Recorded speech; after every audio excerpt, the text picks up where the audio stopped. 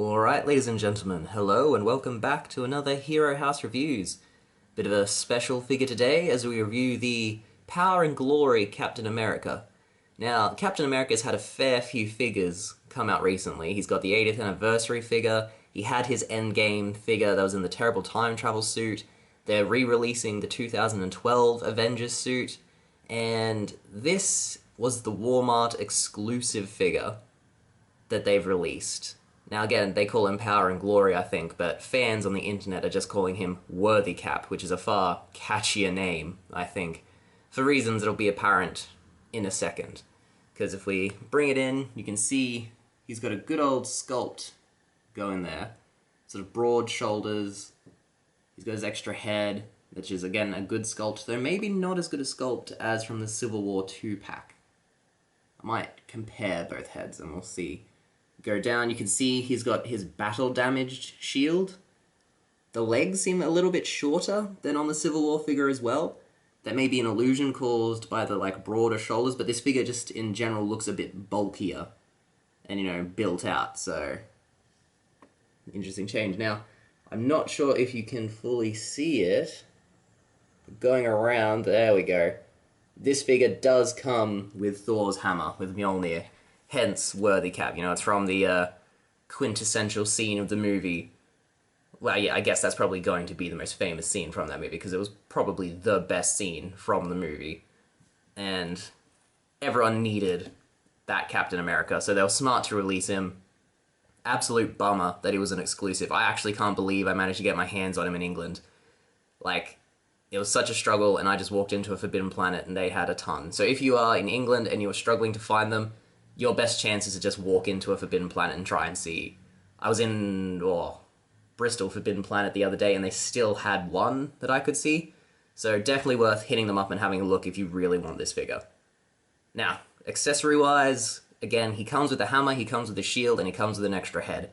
So that's really all you could ask for with Cap. Maybe extra hands, but then again, you're getting a lot already with the hammer and the shield and the head, and he can hold all of them at the same time, except the extra head, obviously, unless you want a two-headed monstrosity Cap. But that's a 5 out of 5. The packaging's a 5 out of 5, so why don't we get him open, we'll get him out, we'll see about the articulation, sculpt, and everything else.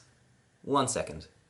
Alright, and here we have him free of the packaging, and he does look quite magnificent. I mean, the scuffed up shield is perfect, Thor's hammer is perfect, and his sculpt is just so good. They've really sort of captured the essence of him and his costume in the movie, and he just moves so well. His articulation is fantastic, he stands really well, he has really good ankle pivot and balance, which is an essential thing, because this is a guy you sort of want to pose in a sort of action-y position. I mean, sort of like running and swinging the hammer, and yeah, basically he is an ideal Cap. I mean, look how well done that shield is, the face sculpt, the helmet looks really good, his chin strap, the hammer, come along down. See what I mean about the ankles? That is some good pivot. That's really high quality figure pivot there on a figure that's only marginally more expensive than your average, Marvel Legends figure. And if you're in the States, it's probably not more expensive. I don't know if they're more, if the exclusives are more expensive in America. Overseas, you pay a bit more for them, because obviously they've had to be imported over from America. But still, he is worth the few extra pounds you drop on him, because he is just a perfect Cap. Yeah, I have no criticisms I can make of this figure. He looks really good. The two head sculpts are fantastic. I know some people have been modding the shield, because apparently it's not accurate to have it, fully intact. I know Thanos hacks the thing in half, basically, midway through the fight, but I could never bring myself to, I think, cut this in half with scissors. Power to you if you can do that, but for, the big portion of him v Thanos, the shield was intact. It was only broken at the end. So, I think it's okay to not halve the shield, and for it not to come halved, if that is your, preference. And, yeah. Literally, he's a 5 out of 5 at this stage. They clearly put a lot of thought into this guy. Really good, really solid. No criticism I can make. I can see why there is so much hype around him. So, yeah, I'll show you some pictures and then we'll wrap this up in 1 second.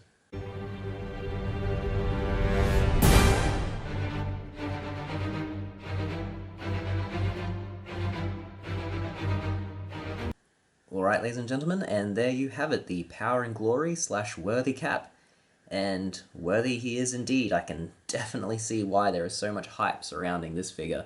It is glorious. You add in a lightning effect from one of your other Marvel Legends, like Living Laser. Living Lightning? Living Laser? Living Laser.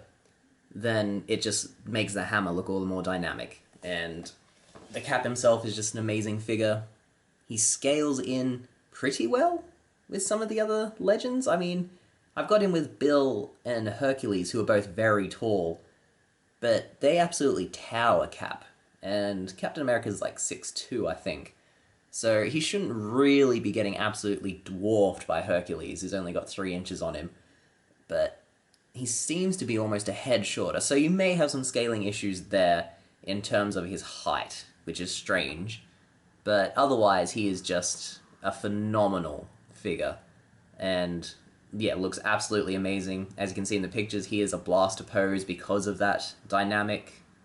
what's that? Articulation? Yeah, dynamic articulation. He just moves so well, you can get some great poses out of him, and he's so photogenic because they paid so much attention to the sculpt.